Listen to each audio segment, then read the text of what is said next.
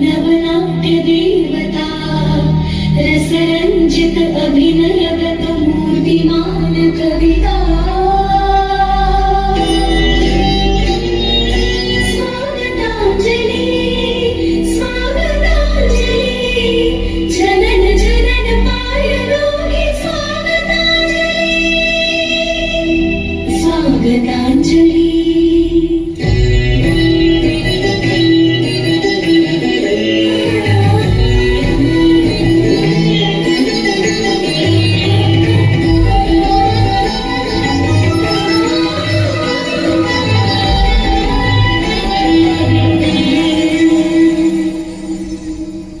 पग से पग मिले धड़कने चले मधुर धुन खिले सांसों में ढले नस नस में खुल गई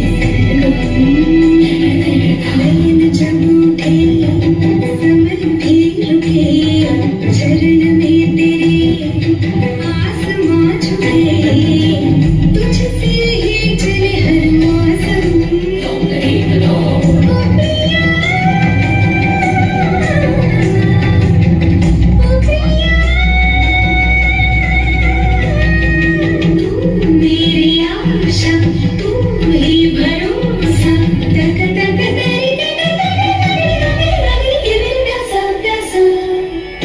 पग से पग मिले धड़कने चले मधुर धुन खिले सांसों में ढले नस नस में खुल गई सरगम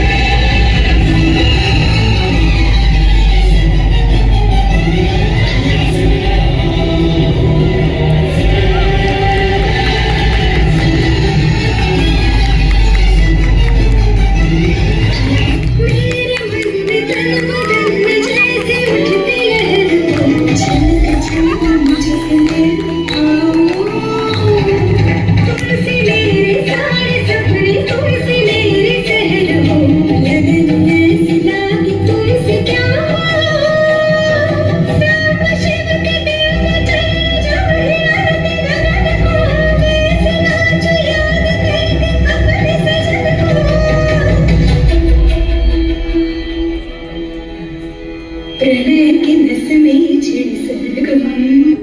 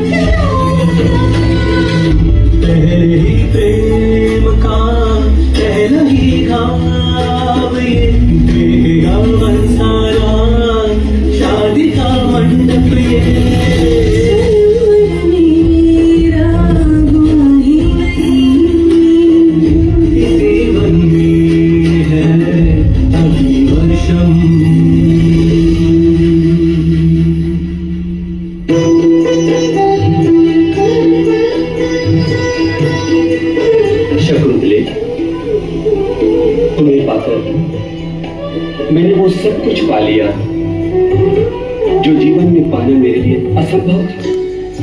और अब स्थिति यह है कि मैं तुम्हारे बिना एक पल भी नहीं रह सकता। अब हमें तुरंत गंधर्व विवाह कर लेना चाहिए।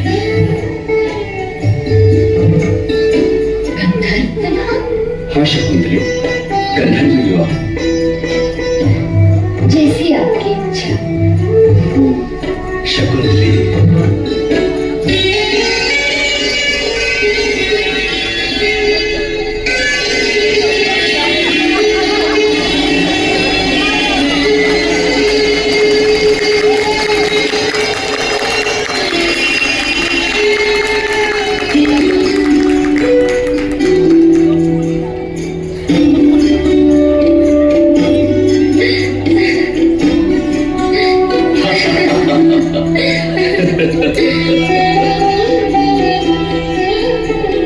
शकुंतली,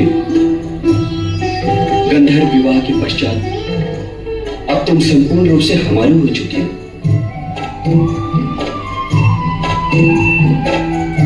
यह मुद्रिका मेरे प्रेम और प्रणय का चिन्ह है, हमारे मधुर मिलन का प्रतीक है। इस मुद्रिका को दिखाकर तुम हमारे गंधर्व विवाह के सत्य को प्रमाणित कर सकती हो। शकुंतली,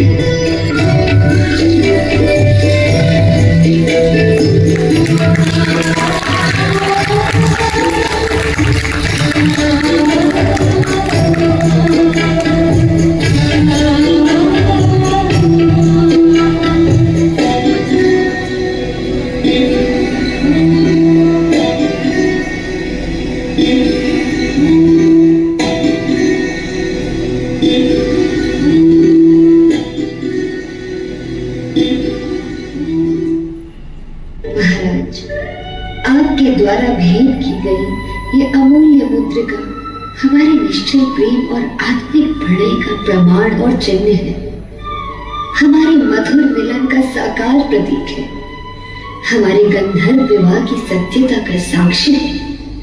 मेरे मन दर्पण में आपकी वही छवि सदैव अंकित रहेगी जब मैं आपसे प्रथम बार मिली। सत्य कहूं महाराज, समय भले ही व्यतीत हो गया है, किंतु मुझे तो हर क्षण और हर पल केवल आपका ही सलोना श्रीमुख दिखाई देता है। जब जब मैं आपको पत्र लिखने बैठती हूँ, तब तब मेरी आंखों के सामने मधुर स्मृतियां सजीव हो उठती हैं और उन स्मृतियों में आप और केवल आप ही दिखाई देते हैं।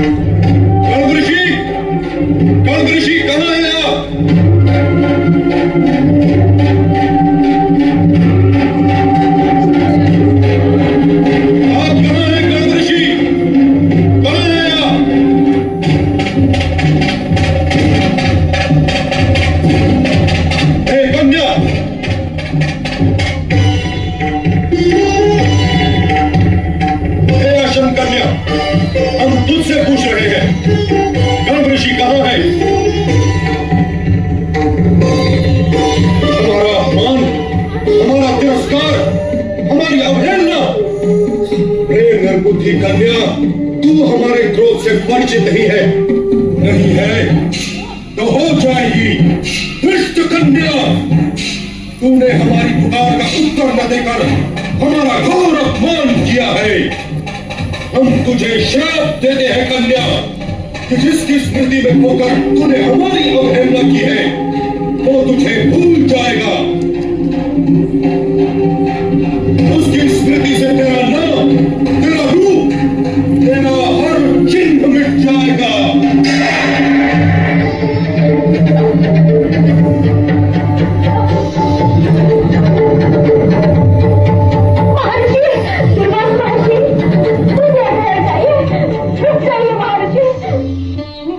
क्यों मेरा पीछा कर रही हो? भस्म कर दीजिए हमें,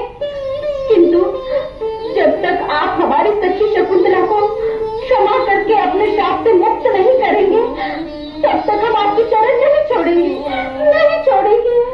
किसी सर्वश्रेष्ठ धनुर्धर के धनुष से निकला हुआ बाण तो संभवतः लौट भी आए, किंतु ऋषि का शाप कभी नहीं लौट सकता। तेरी सखी ने ऋषि का अपमान किया है कन्या, उसका दंड वो अवश्य भुगतेगी। वो तो किसी पशु पक्षी का अपमान भी नहीं कर सकती भगवान, तो आप जैसे तमस्वी का अपमान कैसे करेगी? वो अपने पति के ध्यान में खोई रहती है, उसे क्षमा कर दीजिए ऋषिवर, क्योंकि क्षमा धर्म का द्वार है।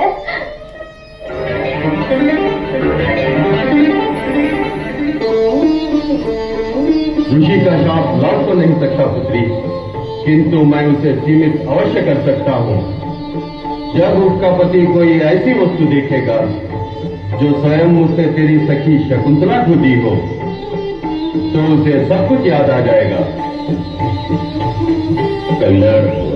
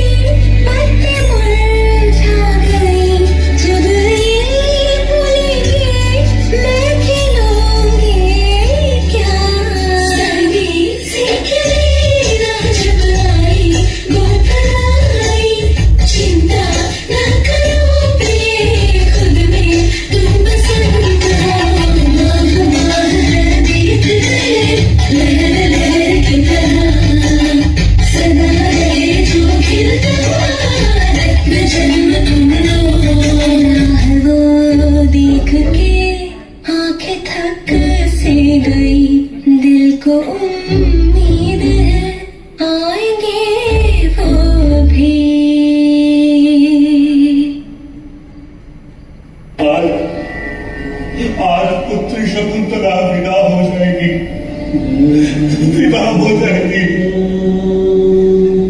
हे तपोवन की वनस्पतियों, जो शकुंतला कभी आपको जल पिलाए बिना स्वयं जल ग्रहण नहीं करती थी,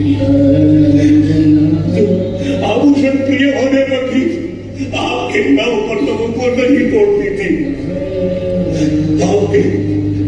आपके प्रथम पुष्प निकलने के अवसर पर जो उत्सव मनाया करती थी, वो शकुंतला आज अपने पति के रवाना हो रही है।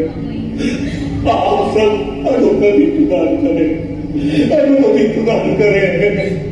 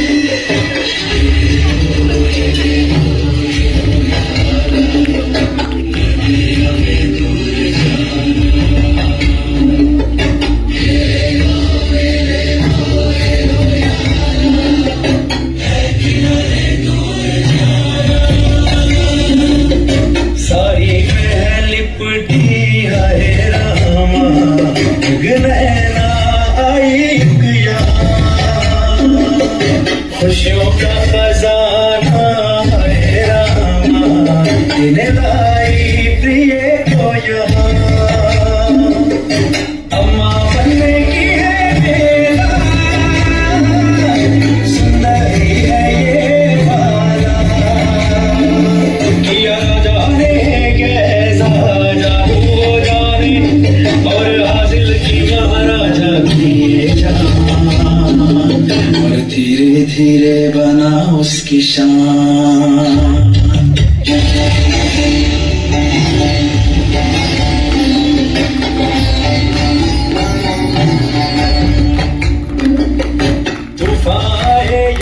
बरसे पानी जो है दिल में आशा कोई रोके क्या हो कोई शाप कोई वानी कोई रोके देश बहता पानी क्या हो कुछ भी हो जाए तो दिल की नदियाँ रुके क्या हुक्म भी कर दे तो दिल रुकता है क्या नदियाँ सूखे चाहे छुए पत्थरों को नाम ले जाना हमें मंजिलों पे ना तू जैसे हर दिन नया हो पड़ा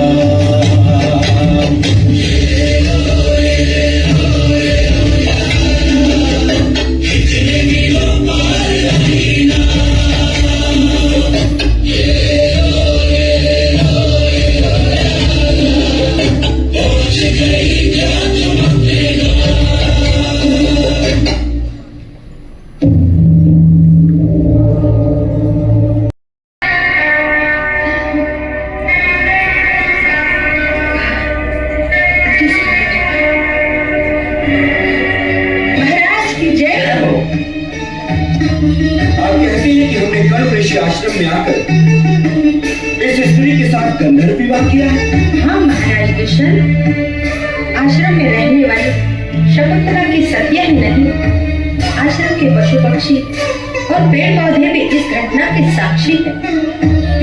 आज से गंधर्व विवाह करने के पश्चात शकुंतला अब गर्भवती हो चुकी है, इसलिए कण्व ऋषि ने निवेदन किया है कि आप इसे अपनी धर्मपत्नी के रूप में स्वीकार करें। आप जानती हैं आप क्या कह रही हैं? जो सत्य है वही कह रही हूँ। नहीं, ये सत्य नहीं असत्य है, मिथ्या आरोप है।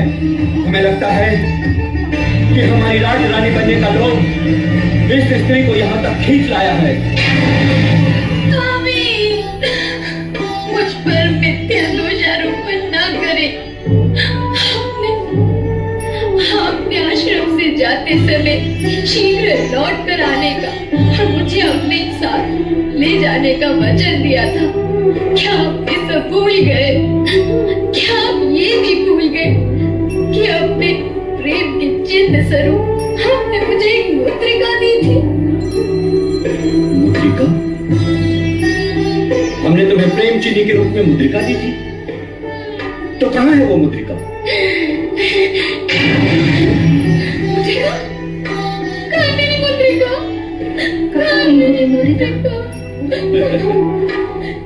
जिस मुद्रिका की तुम चर्चा कर रही हो उसका तो कोई अस्तित्व ही नहीं।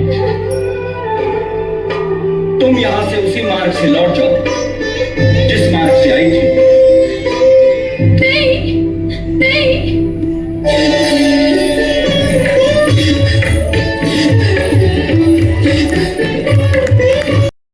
था विरह और पीड़ा का अध्याय। हृदय विदीर्ण हो चुका था, प्रेम अपमान बदल गया था और शकुंतला जो अब केवल एक नारी नहीं बल्कि मातृत्व की ओर अग्रसर एक साध्वी थी, आहत होकर ऋषि कश्यप के आश्रम में रहने लगी और वहीं उसने एक तेजस्वी पुत्र को जन्म दिया जिसका नाम था भरत। भरत असाधारण बालक था। वो वन्य पशुओं के बीच खेलता, सिंहों के दांत गिनता और बाल्यकाल से ही अद्भुत पराक्रम का प्रदर्शन करता। समय के साथ वो इतना बलशाली और प्रतापी बना कि संपूर्ण आर्यवर्त में उसका नाम गूंजने लगा और इसी भरत के नाम पर पड़ा हमारे देश का नाम भारत। तो आइए देखते हैं आगे की कथा।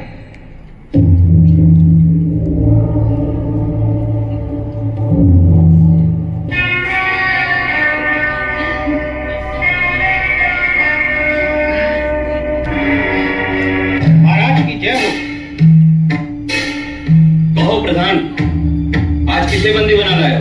महाराज, ये मछुआरा है, इसने मुद्रिका की चोरी की है। क्यों नागरिक, प्रधान जी सत्य कह रहे हैं? नहीं महाराज, नहीं, ये सत्य नहीं है।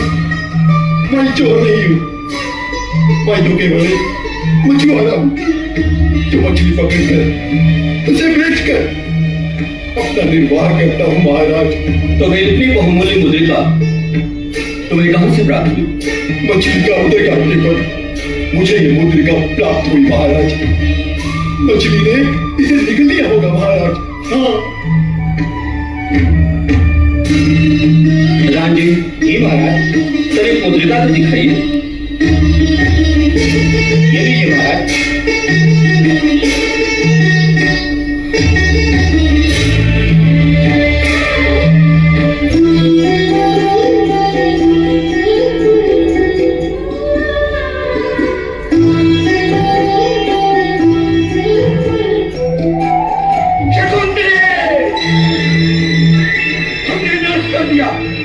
महानत हो गया हमसे। निर्दोष और गर्भवती शकुंतले को दुष्कृत करने का महापाप हुआ है हमसे, महापाप हुआ है हमसे, महापाप हुआ है हमसे।